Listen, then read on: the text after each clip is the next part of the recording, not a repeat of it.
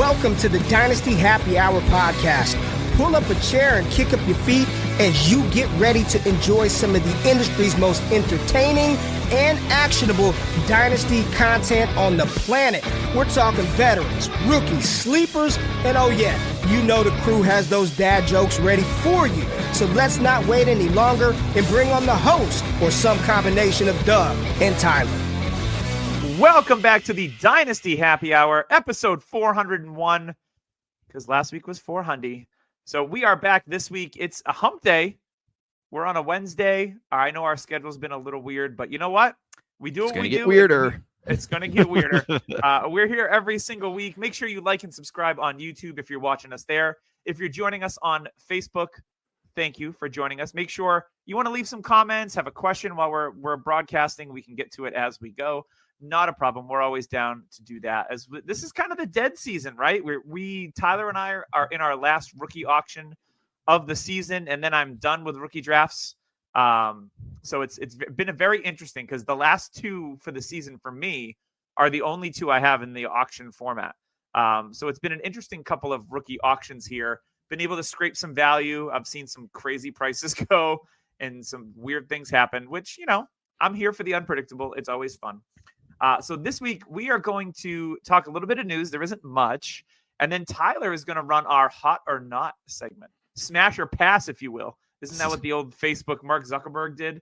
Hot or not was the one I knew where it's like you go through and like you could click on a range of 1 to 10, hot or not. So I know we usually have Shane on, but we don't this year due to Imagine scheduling. How quickly that would get canceled nowadays. They would come out and people would be like, nope. And then like an hour later, it'd be down because everyone's so sensitive about everything. It would definitely be rough. We lived in a different time. And it was a beautiful time. I hate the overly sensitive. Everyone handles everything with kid gloves, and it's not my style. So, but hey, to each their own, but grow a backbone. Somebody who doesn't have a filter, as you know, Doug, when I say jokes or anything. I miss that day and age. Yeah, that's why I love not to sidebar too far, but that's why I love the Tom Brady roast, because that brought back that type of humor and no one got canceled. And a lot of people really embraced it because I think we need more stuff like that in life to get us by instead of everyone, clutching their pearls and not saying anything because they don't want to offend anyone. And just tell it like it is. So for me, I love the Tom Brady roast for that reason. It brought back some of that real comedy. You should never cancel a comedian because they're making jokes. Now, if they do something in real life that's not a joke, not on stage, then okay, then yeah, they might be questionable. But if it's on stage and it's a joke, just freaking laugh. Like if it's funny, laugh. Don't be afraid to. Back in our day, Daniel Tosh was the one that kind of was border, like the edge. He toed the line. Yeah. And he said that true comedy is saying things that people are too scared to say because that's what makes it funny. Like that. 100%. We all think things like that and we kind of chuckle and like, oh, that'd be funny, but we're all too scared to say it. And he's like, I'm here because I say it. And that's kind of what makes it funny. Like Jeselnik, I think his name is. He's so good. Yeah. I'm so mad I missed him in Providence. Oh. He is another one of those guys that just says things that we all sit at home and read and laugh because you have to laugh. Yep. 100%. I love Anthony Jeselnik. I got to catch him next time he's around. I had a show scheduled and then it got canceled because he got sick. And then the reschedule is away while I was in New York for the draft. So I was like, damn it. I'll catch him next time. So let's see. Damon says, both of you are getting a yes as a hot for sure. The Ginger Fire and the Silver Fox. Shout out to Damon. Salt and cayenne over here. It's a beautiful mix. Let's get into some news. Salt and cayenne? No? Okay. I'm not a cayenne guy. Would you like Cheyenne. to? Possibly you. Possibly you. Call this number. Like those late night infomercials. Call me now. I saw a documentary on Cleo on HBO. Call me now. I'll tell you a fortune. Yeah, that was another time to be alive. That's all I can say. What a time. Let's get into some news. We did have a big signing extension that has some fantasy impact this week. Out of nowhere, the Houston Texans extend Nico Collins and give him over $50 million guaranteed and $24 million annually. To me, all this means is that Stephon Diggs is there for a year and then he's gone. They're trying to win now with what they've got. They're building the future around Nico Collins and then obviously Tank Dell, who's a second year. So he's there for at least another 3. So that's going to be the future. It's going to be Stroud, Collins, Dell. For Diggs, it's going to be interesting for fantasy this year how they split that up. But for me, Diggs is just a 1-year guy, and I don't think he comes back after that. We saw Nico Collins get sold in an auction recently for $240, which, to put that in perspective, Brian Thomas, Xavier Worthy went for around $200. I don't mind that price for Nico, and it happened like hours before his extension. So I think if anything, he probably gained value after that. The best timing I think I've seen. And all week this week, a good friend of ours, Izzy, we were talking trades for Drake London and stuff, and he was throwing Nico at me. And in my head, I'm like, if he's with the Texans, Drake London and Nico could be neck and neck. Like they could be those guys that are like, okay, you could pick and choose, because Nico had a breakout season. The issue with him was long term. That's great. Like he's locked in with Stroud, and now the only other hurdle he's got to do is injury, because that he's been an injury type player his whole career, even in college. And if he can do that, like this is a top 12 receiver you could probably get for, well, could have gotten, but now you're still probably looking at, I would say 15 to 20 range, wide receiver 15 to 20 range. And if you have a late first and you are still competing, I think he's a great trade target. Like say you don't like Brian Thomas, or you're kind of iffy on Worthy, like, hey, give your pickup for Nico, because that is production from an elite quarterback. Yeah, and the Texans are doing this smart because they extend Nico 3 years. So by the time Stroud's deal is up, Nico's deal will be up too. So they're not going to have to pay both of them. But they have that window open for the next few years, which is just really smart, front office. Yeah. And Nico will be 29 at that point too. And Nick Caserio from the Patriots, he's doing a really nice job over there with Houston, with what they're doing. So shout out to that. And it was nice to see. A year ago, we thought they were going to be terrible. Like, just think of that. A year ago, we thought Houston was just all it takes sometimes is one draft, and you hit that quarterback, and you hit on a couple other players, and look, boom, now they're there. Their defense should be better. Their offense is going to be one of the best in the league, I think. So yeah, shout out to the Texans, really recovering from the Deshaun Watson era. It only took a few years, which isn't bad when you think about it, to go from a franchise quarterback. A lot of times that can sink a franchise. Look at the Patriots. Mac Jones didn't work out. Now they've got Drake May. Their reset button could be 5 years past Tom Brady. So the Texans did a nice job of getting that thing. That's it. That's about it for news. I did want to go to shout out to our sponsor, Underdog. Use code DHH on Underdog.com today. Can download it through all the Play stores and App stores and all that jazz. But they've got a lot of cool stuff going on for Best Ball Mania. They just had the Pomeranian that was up, but that closed out really quickly. So, there's a lot of best ball activity out there. Even JJ Zacharyson is now a best ball bro. I was listening to his podcast earlier because I love all the JJ stuff. And you can actually get a lot of knowledge listening to best ball podcasts about Dynasty. There's a lot of crossover. So don't be like, ooh, it's best ball, I don't want to listen to that. There's actually some really good nuggets in there. So, I listen to anything that JJ does. He's one of my favorite analysts in the space. But yeah, he's doing a ton of stuff on Underdog, and you should too. And use code DHH today, and they'll match up to $100. You can enter Best Ball Mania, use it for prop betting.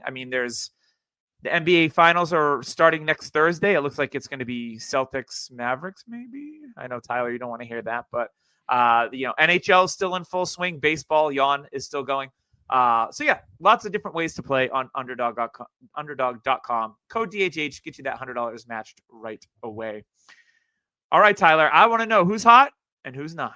All right. So this game we're going to play is I'm going to mention a rookie's overall ADP for startup. And I'm going to name same positions around him value wise. And you're going to say, is it hot?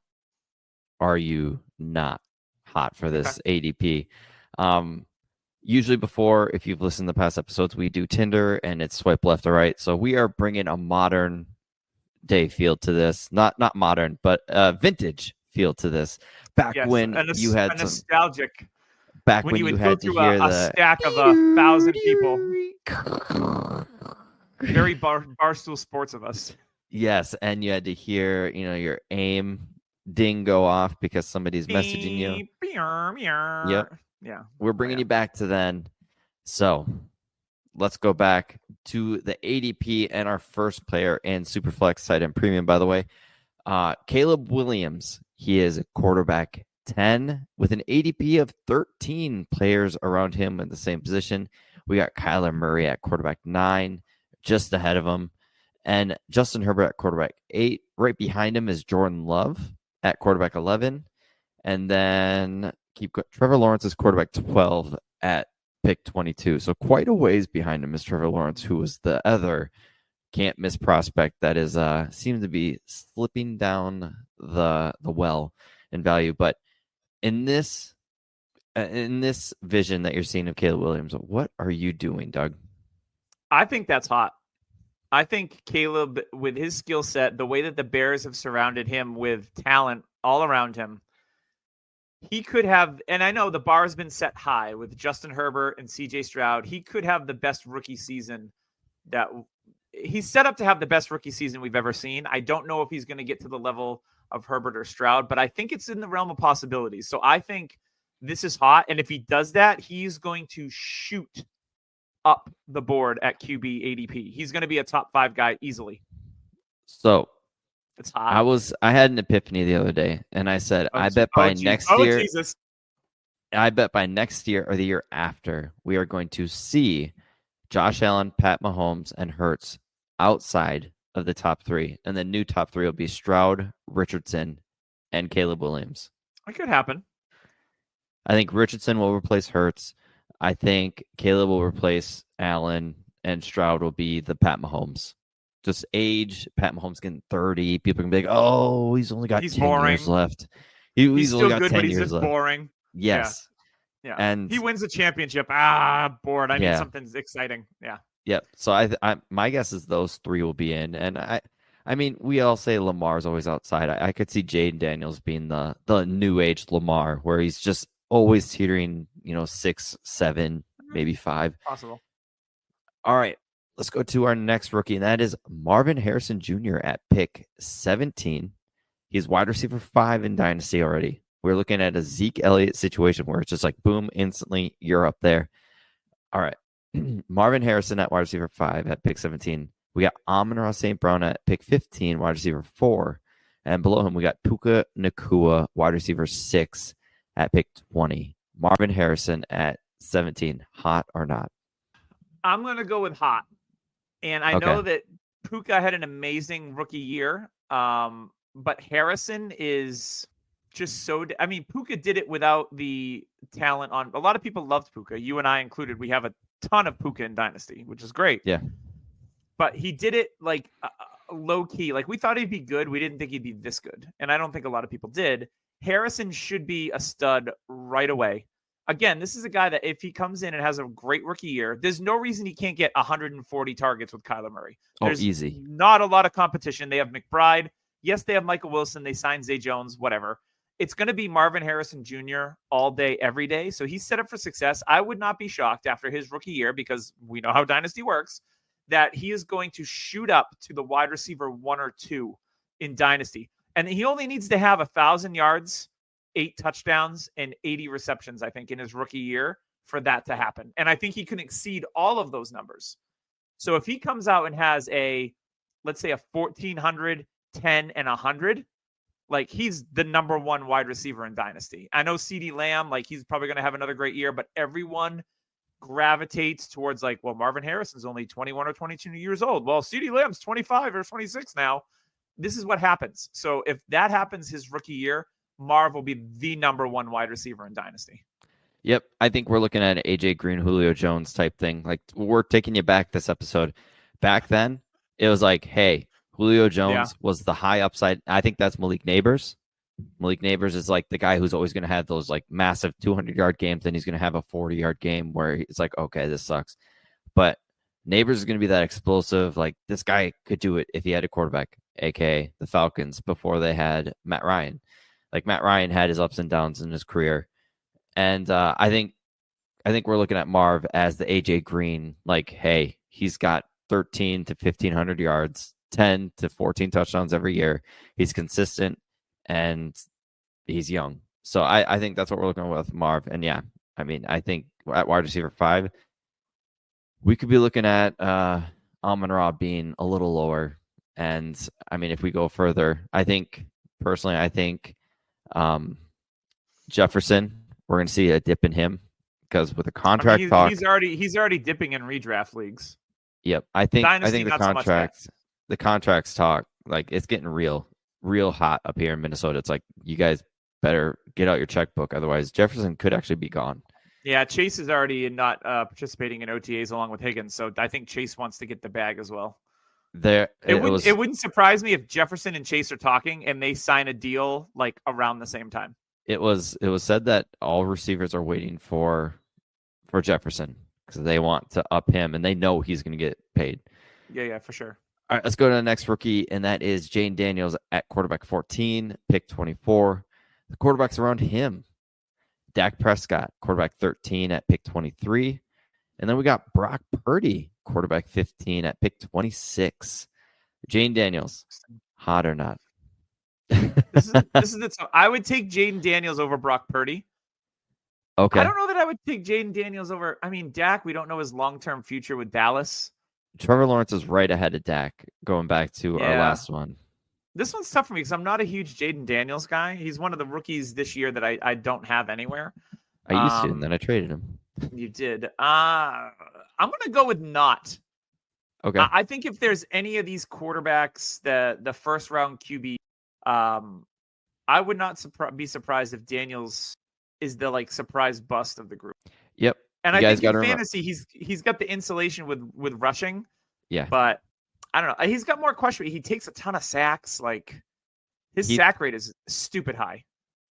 What people don't realize is when he's pressured and he feels it, he reverts kind of back to when he was with Arizona State, and he throws a lot of worm balls.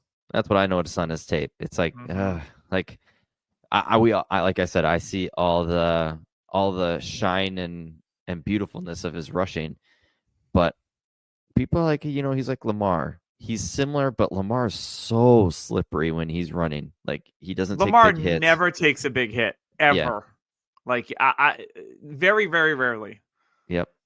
So yeah, Daniels to me is one of those, because 6 quarterbacks taken, we're looking at probably 3 of them. If 4 of them hit, rate's 50%. So yeah, if 4 of them hit, we're looking at a good year for quarterbacks. If 3 of them hit, that's a normal year. So yeah, I like you said, Jane Daniels, he's a better thrower than Lamar was coming out. So we'll see. That is true.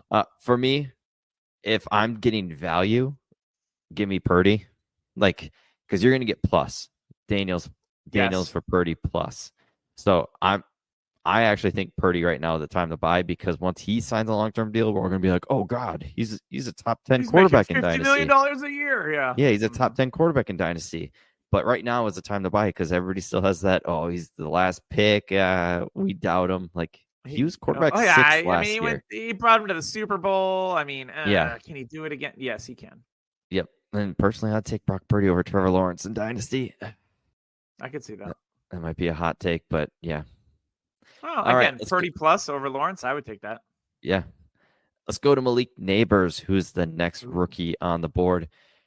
And he is at wide receiver 9, pick 28. Players around him with the same position, we got Garrett Wilson, wide receiver 8 at pick 25. And then we got Tyreek Hill at wide receiver 10 at pick 31. Tyreek Hill's not too fair, so I'm going to go Chris Olave at wide receiver 11, pick 33. So Malik Neighbors, hot or not? Jahmyr Gibbs is right ahead of him for a running back. And Sam Laporta, your guy, right behind him. So you taking like Laporta over Malik? It is tight end premium. I would, yes. I like Malik Neighbors, the player. I even like the situation. I think this is very much like the A.J. Brown, like, oh, God, A.J. Brown got picked by the Titans. What a bad fit. And then, like, he balled out. I think the same thing's going to happen with Malik Neighbors. For me, I'll take the hot over Olave, but I wouldn't take him over Garrett Wilson. I think Garrett Wilson is an absolute stud. Yeah. I know what I have. It's like the bird in the hand with Garrett Wilson, and I think he's going to absolutely destroy this year with a healthy Aaron Rodgers. So he's going to ascend, I think, a bit. I would take Laporta over Neighbors. So for me, this is one like, what's the difference between hot or not? I guess I would probably go not, because there's at least 3 players in this range that I would take over Neighbors. Yeah, and if you're going the style like, hey, you need a running back in this range, I think I'd take Gibbs over Neighbors too, because Gibbs and that offense, woof, like he's gonna kill it too. Yep. Yeah. So Garrett Wilson is one of those guys that I feel like is just gonna have a massive season. I'm coming around on Olave. Him in the league last year. I'm coming around on Olave just due to the offensive change, because Olave, if you don't know, really good receiver. Olave, if you don't know, he's not a big frame guy. Like Garrett Wilson is so shifty coming off the line. Olave is smooth, and he's got like this one step then go.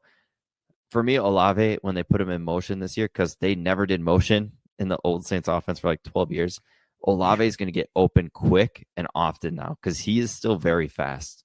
So I think Olave, we're going to see his true potential this year. All right, let's go down next. Doug, I already know your answer, so I should answer this one. JJ McCarthy at quarterback 19. He is picked 37. Quarterback 19 ain't bad. No, that's not terrible. So Jared Goff is just ahead of him at quarterback 18. I would rather have Goff ahead of him. And then Drake May is ahead of behind him at quarterback 20. So we could do a twofer. So Drake May, JJ McCarthy. Players around him, I'll say players, because we got DJ Moore right behind Drake May, Saquon. I think we're okay with taking May over them. But Drake London sandwich between them. JJ McCarthy, Drake London at pick 39, Drake May at pick 40, Brandon Ayuk at pick 36, Jared Goff at 35. So out of these two rookies, I'm not even going to ask you about JJ, because I think I'm actually out on this ADP for JJ, because I'd rather have May over JJ right now. Same. So yeah. So let's go Drake May, hot or not. I think here's the thing with Drake May. I ended up rostering a lot of Drake, more than I thought I would, because his ADP fell to like 107, like 108, and I was like, wow, I didn't think he'd be available for me. Just like Herbert.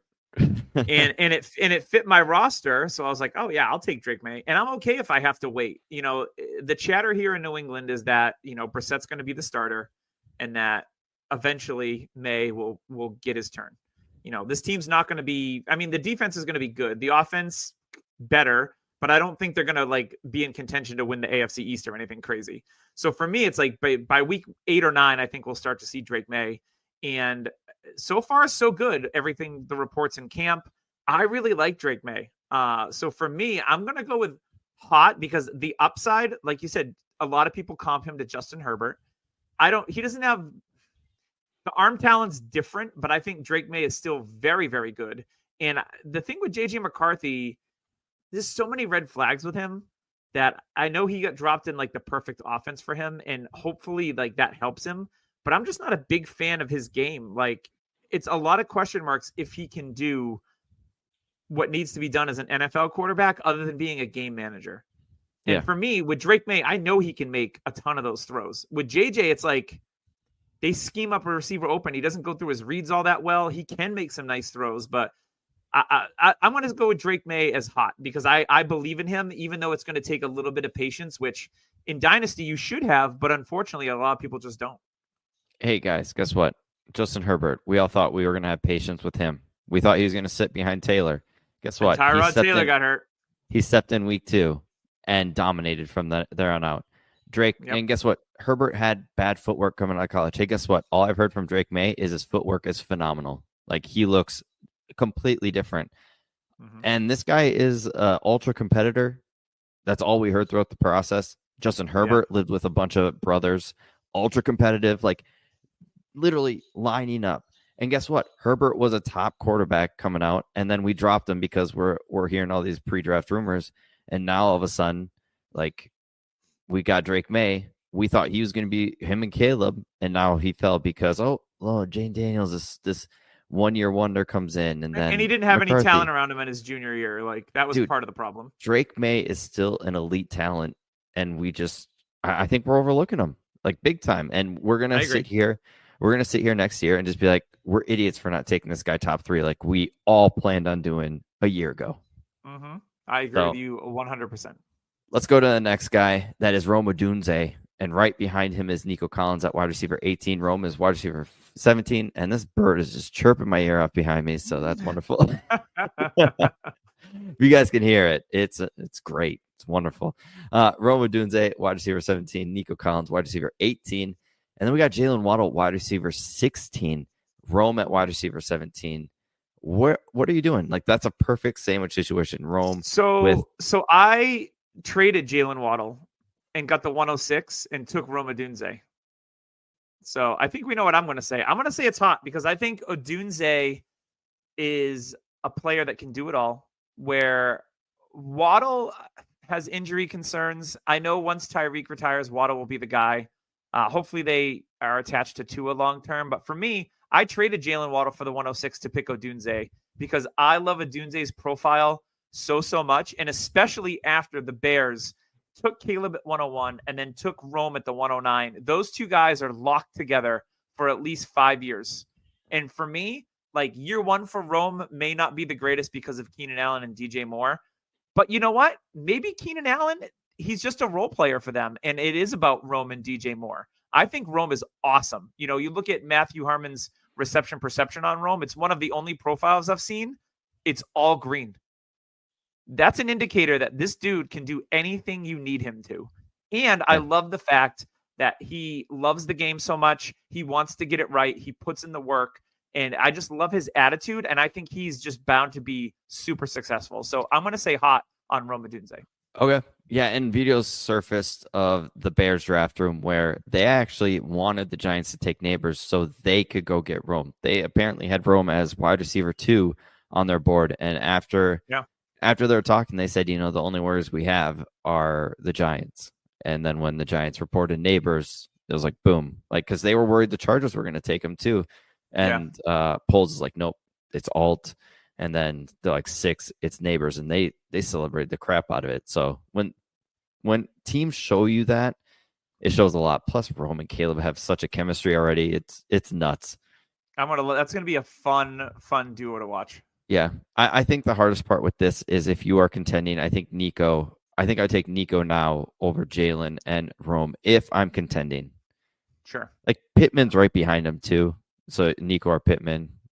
Who are very similar in my opinion. Yeah. All right, let's get to the next rookie, Jonathan Brooks, who's his brother. Brooks was here. All right, running back a Shawshank 10. Redemption nod for those at home. Running back 10, pick 59. Right behind him, Rachaad White. And then I will go ahead of him 2 picks, Dalton Kincaid. We'll go a different position. So we got Rachaad White, running back 11 at pick 60. Jonathan Brooks right ahead of him. And then Dalton Kincaid, 57. Hot or not on Brooks? I mean, I'm hot on him over Rachaad White. I'm probably 100%. Not on Dalton Kincaid. I'd much rather have Kincaid in tight end premium if you know how I like to build my teams. Okay. But here's another case where Jonathan Brooks recovers from the ACL. They trade up to get him, cock block the Cowboys, like all teams do, because the Cowboys show their cards like fucking idiots. Like, oh, we need a tight end. Oh, Dallas Goedert, and Philadelphia's like, we're going to trade up and take Dallas Goedert. Idiots. Makes you wonder how bad of a card player Jerry is. Like, oh my God, he's been alive for 1,000 years. He was probably absolutely terrible. He's literally just a corpse that flaps his gums and he's so stupid. Weekend at Bernie's. I think Jonathan Brooks, if he has a solid rookie year, like say he rushes for 1,000 yards and 6 touchdowns, catches 40 balls, which I think is in the range of outcomes. I would say 700 yards, because I don't think he'll start off hot. If he's like 708 touchdowns, I mean, let's say there's 18 games now, or 17 games. It only takes 60 rushing yards a game to hit 1,000. Tyler, that's true. I mean, 1,000 yards isn't like it used to be. Like, it's not a lot. That's very true. So for me, if Brooks does that, he is going to vault into the top 5 dynasty running back conversation, because, you have your Bijan, your Brees, and guys like that. But when you get to that 5-6, it starts to age a little bit. And I think that Brooks can jump right into that with a solid rookie year. So taking him at RB10 now, I think that if you do that, it's a lot like Caleb, right? Like you take him, he's quarterback 10, he could be quarterback 3 or 4 next year. So you're trying to find assets where, I mean, with Brooks, I mean, you're taking him in super flex leagues. I saw him go end to first in a lot of leagues. And I think that you're just going to get a lot of value out of that if he does hit. And I think because of the money that they put into the offensive line, having Canales there as the head coach, I think is going to be key for him. Look how they used Rashad White in that offense in Tampa. Could be a key indicator. Miles Sanders is probably dust. And Chuba Hubbard's just a guy, let's be honest. So for me, I think Brooks is hot there, but I wouldn't take him over Kincaid. All right. Yeah, let's look at running backs ahead of like Devin Achane. He's ahead of an Achane guy. At running back 9. Running back 8 is Etienne. Kyron Williams is ahead of Etienne. And then we got Saquon. Right, we got Saquon. We got Jonathan Taylor. And then we got Jahmyr Gibbs at running back 4. I think Taylor's the cutoff. Like, I think by next year we could see him ahead of Taylor just due to age. I agree. And hope, like the hopium that will come with him. Yeah, I could see this being the low point. I did accidentally skip a rookie, and that is Brock Bowers. You did. Let's go to him right now. Brock Bowers. Or at tight end 3, pick 52. We got Trey McBride, tight end 2 at pick 45. Oof. And then we got Kincaid we got Mark Andrews at tight end 4, pick 53. Kincaid behind him, and Kyle Pitts behind him. Behind Bowers Kincaid. is that high. Holy smokes. Bowers is tight end 3 already in May ADP for DLF. So Bowers, hot or not at that point? Well, this is tough for me because the last 2 auctions I had a need at tight end, and I won Brock Bowers in both leagues. So I'm in on Brock Bowers. In rookie drafts, yes. In rookie drafts. In one of those leagues, I paired him in Laporta. So I think dangerous AF. I think easily ahead of Andrews. Yes. I'm taking Trey McBee ahead of him. That's fine with me. That's fair. I think the talk is Kincaid and Pitts. You're probably ahead of Pitts, I'm guessing. Yeah. Kincaid is the question because Kincaid might be the focal point of this offense. You know what? But so could Brock Bowers as early as I don't want to say this year, but with next Aiden year. O'Connell, everything's looking up for Aiden O'Connell, AOC. Yeah, that's a tough one. You know what? I'm going to lean on the talent. Brock Bowers is the best tight end prospect we've ever seen. So fuck it. I'm going to go hot and take Bowers over Kincaid and trust the talent. And Bowers is still 3 years younger. Kincaid came in older. Yeah, I mean, you can flip a coin with those guys. I think either way. All right, let's go to the next rookie, and that is Xavier Worthy. Now, this one's going to be fun because we got some good players around him. Xavier Worthy, pick 62, wide receiver 23. Zay Flowers, just right ahead of him, pick wide receiver 22, pick 61. Or T. Higgins, wide receiver 24, pick 65, right behind him. This is tough because this hot or not is tough because there's like in all of these cases, like I would probably take Zay Flowers over Worthy, but I wouldn't take Higgins over Worthy. Like, so it's a very polarizing situation to be in. I like Zay more just based on, he's the number 1 guy there, wide receiver anyway.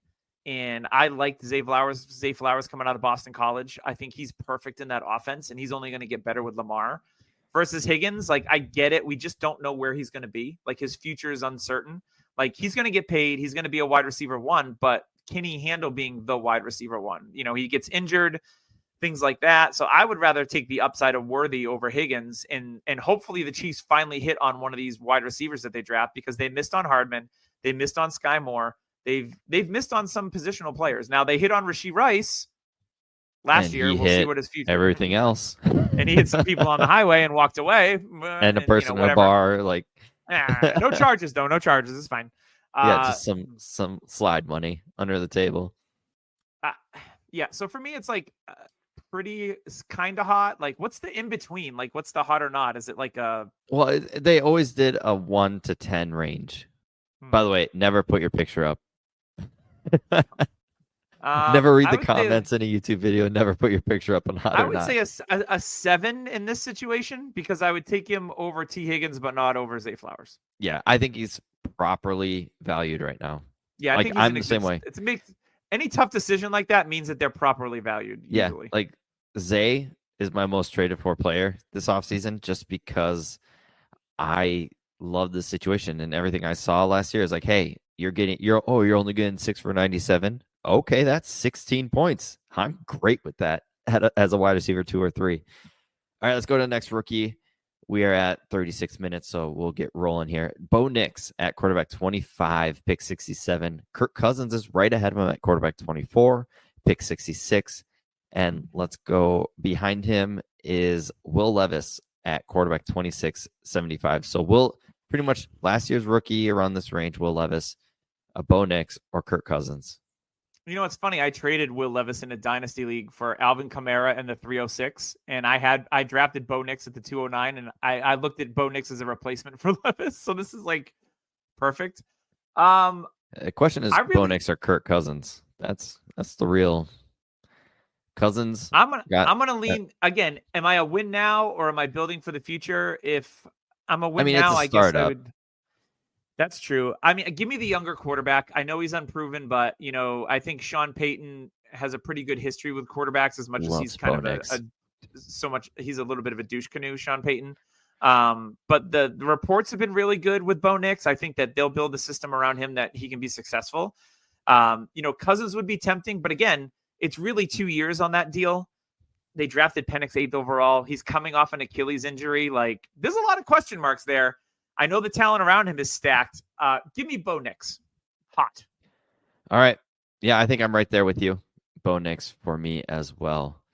All right. Next rookie, Brian Thomas Jr., wide receiver 25, pick 71. Or we'll have to go T. Higgins ahead of him. We'll do that again. Pick 65. Mm-hmm. So about 6 picks.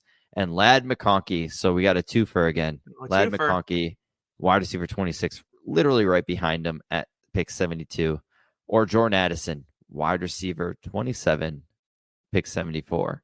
So Jordan Addison, Ladd McConkey, Brian Thomas, and ahead of all of them is T. Higgins at wide receiver 24. I'm going to take hot for Brian Thomas Jr. I know there's a lot of DK Metcalf comparisons for me. You know, he ran pretty much 2 routes predominantly at LSU. He's a freak speed size guy. You know, he's faster than DK was. He's obviously not as bulky. There's going to be targets for him with Calvin Ridley gone. So for me, I'm going to take Brian Thomas Jr.'s upside over T. Higgins. I know T. Higgins. Royal Rumble style. George Pickens, his music's playing. Wide receiver 28 behind all of them at pick 76. At pick 76. I'm still going to take Brian Thomas Jr. I think Pickens is a really good receiver, but I want to see him as can he be a target hog in that offense? He does, and I like him as a player, but can he handle that target load with Deontay out of town? That's where I question it. My real question is Arthur Smith is what is the target load? 5 a game, like hopefully. I don't know. Hopefully it's more than that. I think Pickens can be a great player in this offense. It all depends on how many times Najee Harris and Jalen Warren touch the ball. Like I said, there's a chance. There's a non-0% chance that Arthur Smith is like, fuck everybody. I'm throwing the ball. Like, there's a good chance. They want to paint me into a corner. They think who I am. Arthur Smith is totally that type of attitude too. I got tight ends. I got receivers. I'm going to use them too. He's all sassy now. Sassy Arthur Smith. Sassy Smith. Let's see it. Give me Brian Thomas Jr. though, seriously. Okay. Over Ladd? Yes. Okay. I think if I know you think the opposite. If I'm going to actually rank these guys, I think I'm going Pickens. I would then go Ladd. I would then go Thomas. And it's literally between Higgins and Jordan Addison. That's how kind of far lower I am on Higgins. I'd rather take T than Addison. Yeah, I think Addison. People are kind of downgrading Addison. We loved him last year, and I get Cousins is out, but he's still a very, very good player. I agree. All right, let's go to the next rookie. We got 2 of them done right there. Michael Penix at quarterback 27, pick 82. Ahead of him, we're going to go non-position here because we got really no quarterbacks in this range because they're all taken in Superflex Dynasty. So Penix or TJ Hawkinson ahead of him at pick 80, 81, or Jaden Reed behind him at pick 83, wide receiver 33. Quarterbacks are king in Superflex. And if you take Michael Penix, you know that you might have to wait a couple years. But guess what? In those couple years, Bijan Robinson will still be there. They'll probably extend London. I don't know what they do at Pitts. So for me, I would go Penix because quarterback rules all in a Superflex league. You can find guys like Jaden Reed in your drafts. There's going to be someone that emerges. Maybe it's a Malachi Corley. Don't laugh, but the similarities can be there. So for me, it's Penix. I'm going to lean quarterback, especially a guy that got drafted in the top 10 in the NFL, who has a pathway to be a starter in a couple of years with what should be a very, very good offense. Even if they lose a Pitts to free agency, they can figure that out. There's enough tight ends in the league. I don't think they will too. So for me, I'm taking Penix. So I'm going hot here because he's a quarterback and that value seems really good. And I like Hawkinson too.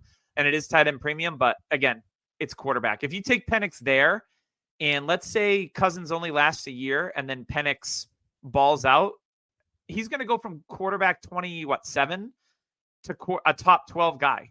Easily. And that's how you play Dynasty is you look at the value here and you say, if this hits, you can cash out and make a mint, or you can just roll with it and be like, you know what? Now I have a QB1 where I drafted him as my QB3 or 4. Yep. So for me, I'm taking Penix.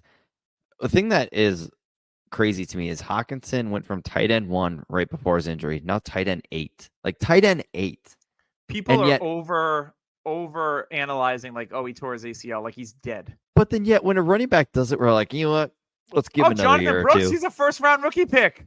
Yeah, it's wild to me. I had someone recently offer me a deal in that auction league, and they offered me a number that was quite low, and I was like, it's a good thing we're friends. It's a good thing you're friends with him, type deal. Hey, yeah, I was. He's like, well, he's like, was that insulting? I'm like, not terribly, and I was being nice, but I was. And then he came back and he's like, that was insulting. I'm sorry.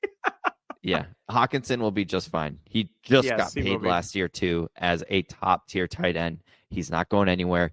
And hey, JJ McCarthy is very good in the middle of the field. And if there's one spot I think he can succeed, it is to Hawkinson and Aaron Jones. That is my complete thought. I think Hawkinson could actually have a better season consistent wise with targets than last year with Cousins. And that might not be good for Justin Jefferson because he'll get all salty. It's true. All right. Let's go to the next two rookies. We're going to bundle them up. Trey Benson, running back 17. Keon Coleman, wide receiver 38. They are back-to-back, 89 and 90. Keon Coleman, all right, ahead of him, running back DeAndre Swift, running back 16 at pick 88. Amari Cooper, wide receiver 37, pick 87, wide receiver 37. And behind the two of them is Terry McLaurin, wide receiver 39, pick 91, and Alvin Kamara at running back 18, pick 92. Players, dang. And also, I'm going to add Rashee Rice, wide receiver 40, pick 93. So Keon Coleman, Trey Benson. Yeah, these are a lot of old players. You got Diggs ahead of him, Mike Evans, Deontay Johnson's ahead of him. And I'm not a Keon Coleman guy, but around these, if I'm doing a startup, I did a startup a few years ago, and I literally picked year 1 and 2 players throughout, and it worked out really, really well. So I would probably have a similar strategy where if I'm at the board and I'm looking at DeAndre Swift, Terry McLaurin, Alvin Kamara, or Keon Coleman, I'm going to take the unknown and hope that he hits. He's a first-round pick. He's with Josh Allen. I'm a Florida State guy. These are both Florida State guys, but I'm not blinded by the fact that he's a Seminole. I'm not huge into Keon Coleman, but at this price, I would be in on him. So I'm going to say hot. And the same thing with Trey Benson. James Conner, not the most healthiest guy. He does get injured. That Arizona offense should be much better. Trey Benson is another one of those guys that he could be RB17 now and could be a top 10 running back next year if everything breaks right. I think we're getting to the point where we're going to choose the rookies as hot for sure. So going to our next rookies, Ricky Pearsall, wide receiver 47, pick 111. And I'll group them in. Adonai Mitchell, wide receiver 48, pick 114. Around them, we got Russ, Jalen Warren behind both of them. George Kittle ahead of A.D. Mitchell and Evan Ingram ahead of A.D. Mitchell. Ricky Pearsall is ahead of all of those guys I mentioned. But David Montgomery, Tony Pollard, and Hollywood Brown ahead of Ricky Pearsall. What are you doing with those two rookies? I'm surprised Mitchell's so high. Pearsall, I get it. He's a first round pick. And so in that one of the auctions that I talked about earlier, it was crazy to me that I was able to land Ricky Pearsall for $25 because there was receivers that got drafted after him in the NFL draft that went for twice as much money. So I think a lot of it is like, oh, where's his fit right now? Because again, we talk about Dynasty and you got to have that long-term mindset where I think a lot of people are like, well, he's not going to contribute for me this year. That's what your taxi squad is for. So picture me this is that either Deebo Samuel or Brandon Ayuk gets traded and then Ricky Pearsall is a starting receiver for the San Francisco 49ers. I think he's going to be worth more than $25 instantly. And at this ADP, 100%. Now with AD Mitchell, it's a little bit different because, they've got Michael Pittman, they've got Josh Downs. Neither one of those, Pittman just re-signed, so he's going to be there for a while. So he's a clear third on the target tree right now, which I guess he'll play in his rookie season. So maybe that's what's elevating his ADP a little bit. And I know a lot of people liked him, but he did slip in the draft. He was wide receiver 11. Pearsall's a first round pick. Give me the draft capital. And I do love Pearsall's game and especially the offense. The Niners offense with Purdy, we still don't know what Anthony Richardson is.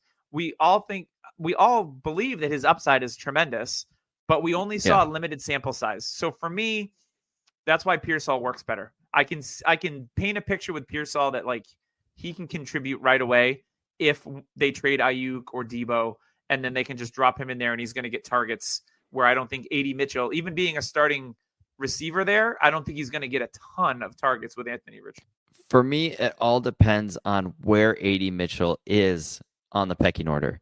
If he beats out Alec Pierce, I think Josh Downs is a slot guy. But the thing is, if they use him like Alec Pierce, he's just going to run 9 routes all day long. But I get that.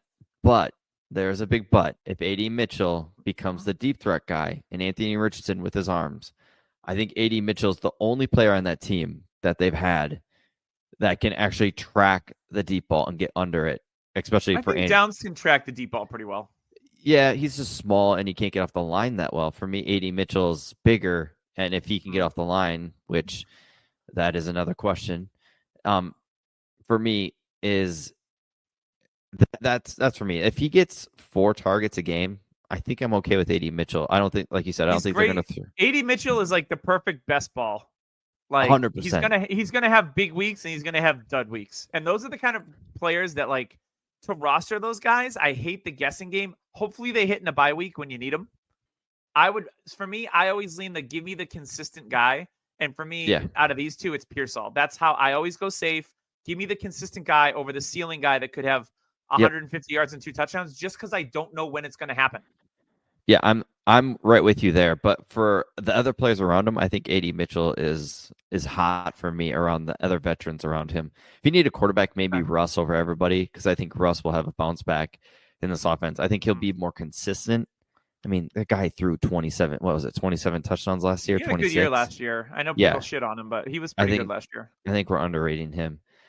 All right, now the last bunch of rookies I'm going to go through because they're very bunched up. Because in a startup draft, this is where you're going to get the shots. So we've got Roman Wilson, wide receiver 53, 134. Marshawn Lloyd at running back 36 at pick 135. We got Jalen Wright, running back 38, pick 138. And then we got Jalen Polk, wide receiver 55 at pick 140. Blake Corum right behind him, running back 40, pick 141. And guys around him like Cole Kmet, Wicks, Rashid Shaheed.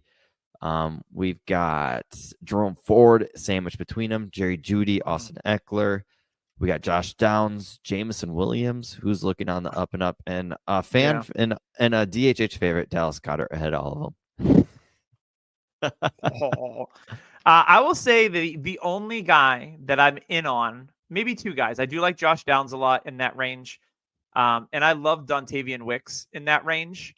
Other than that, just give me the rookies, especially Jalen Wright. I still don't understand why Jalen Wright love is not there. The writing's on the wall. Raheem Mostert's fucking old. He's 32 years old. Devin Achane is a fragile Fred. And he gained weight, which is never a good thing for running backs. That is never good. And Jalen Wright is already like a pretty decently sized guy, and he's fast as hell. Yeah. I'm not going to be surprised if Jalen Wright, he has a rookie year that people kind of like Devin Achane, like they didn't see this coming. If Achane or Mostert goes down, Jalen Wright is going to have a nice year. And I just don't understand why there's a disconnect in the dynasty community and why he's going like late second or in auctions. I like snuck away like the Hamburglar with Jalen Wright in 2 auctions. Like I didn't. You shouldn't have. No, I shouldn't have. I was gonna bid on him, but you know what? But you didn't. I was a friend. I was a friend. Thank you. We were playing Fortnite last night, and I told Doug, I said, "You're lucky I'm your friend because there's 100% chance I'm bidding on Jalen Wright if he wasn't." You wanted the rest of the board to come out because you wanted to try to get value. No, So anyway, not in a at world all. where Blake Corum and Marshawn Lloyd go for $80 and $85, I shouldn't be getting Jalen Wright for $55. And I got him for $30 in the other league, and same thing. Corum went for $50 to $60. I'm like, I don't understand why people don't like this kid. He's explosive, and in the NFL, everyone's looking for explosive players. He's Mike McDaniel's wet dream for a running back. He gave up a 3rd round pick next year for the 4th rounder to take him. He is Raheem Mostert and Devin Achane mixed together. He is big, fast, and can take a workload if need be. Yeah, 1-cut runs like Mostert. It's perfect. He is built for this offense. He's if Raheem Mostert was 10 years younger. He's my Jaden Reed this year, because in Jaden Reed I said he's clear like number 2 pass catcher out the gate, starting slot receiver. He's going to contribute in his first year. The worst part is Doug and I have been so in on Jalen Wright. It's so tough being in leagues with Doug because one of us are getting him, and I've had to trade up in multiple leagues to get ahead of Doug, or other leagues where it's like, in the auction last night, I thought to myself I should bid him up, but I had to. I'm too Minnesotan. Too Minnesotan. Nice. That's my bugaboo. But like for me, we look at all these guys. Like Xavier Legette ADP right now. Xavier Legette is right behind AD Mitchell. I forgot to mention him. It's not too bad. But like we got guys like Zach Charbonnet just ahead of Roman Wilson. I like Charbonnet a lot. Charbonnet's a big buy. Yeah. But who's are you looking for? Ben Sinnott. He's tight end 16, pick 151. He's like hot. Gus Edwards is right ahead of him. Hot, smoking hot. Jermaine Burton's right behind him. Oh, smoking hot Ben Sinnott and Jermaine Burton for sure. Kendre Miller at pick 153. I think he is a definite buy as well. Yeah, there's been a lot of chatter about him recently. Yep, Marvin Mims, Jahan Dotson are so low. I think those guys are been buys. Malachi Corley at pick 167, wide receiver 66. Troy Franklin, wide receiver 67. As much as I do not like him, I think he is so undervalued. At that price? Yeah. Oh, I hate it that I like the price. Yeah. I mean, there's a lot of good value in startups, and it makes me want to start one, but nope, I am capped, and I got to remind myself TooManyLeagues.com. Yeah. 100%. Yes. And that's it. Like leagues. We're back in those areas is like when you're just smashing rookies, like 3rd round rookies over these old vets. Yep. Yeah. I mean, if you're doing a startup, that's definitely the way to do it. And I think, the thing is a lot of people are going to have the same mentality. So if you do get some vets, you'll probably be able to get them at a discount. If you're like, oh, you know what? I got a lot of young guys I can win now. Like I'll take an Alvin Kamara, a little bit later than he should have gone, because you might only need him for a year or two, that kind of things. It's a fun, startups are fun. Especially when you're not necessarily locked into any one strategy and just kind of go best player available, or you're just like, you know what, I'm just going to take rookies and 2nd-year guys and see what happens. And sometimes it works. So, or you just punt quarterback totally. I finally got my 2nd quarterback in that league 4 years later. Yay. Yeah, you scoop up all the value on positional players and avoid quarterback. Yeah, I mean, there is something to be said about, super flex with quarterbacks being overvalued. Is if you have a deep roster, you can make it work. I've yet to win that way, but I've gotten top 3 a couple times. It is tough. But well, that is going to do it for us this week. Make sure you check out Underdog again. Use code DHH to get that up to $100 matched. Leave a like and subscribe on YouTube if you could. That would be awesome. And if you go onto Apple iTunes, give us a review, a rating. That'll help bump us up in the old podcasts. I know we're not the most popular happy hour podcast out there now. Thanks, Matt, Mr. Barry. Yeah. But you know what? When people search happy hour, we come up. So I'm not complaining because I'm sure we get some runoff traffic from that. The 1 or 2 people a year that that find us. So that's going to wrap us up for Hot or Not. And I'm going to say hot on Tyler and hot on myself. So leave a rating from 1 to 10 in the comments. Don't. I was an idiot back when I was like 18 and I put my picture up on there and I was, yeah. I mean, there's a lot of dudes on that site, so. Were you rating the dudes too, or just the chicks? Just the ladies. Okay. I appreciate and of your course, honesty. once again, I'm too Minnesotan, so I was like, 7, 8, 7, 9. And they're like Boston fives. You're like, she's a Minnesota 7. Minnesota 10s. The Minnesota 10s. Ooh, snow in her picture. 10. Yes. Are those pine trees? Wow. All right. Is she holding a bottle of pop? Is that pop in a? Oh, there's a hot dish. That's a 10. Can I crank this thing to 11? Is it even possible? All right, that's going to do it for us. Thank you for joining us on the Dynasty Happy Hour. We will see you next week.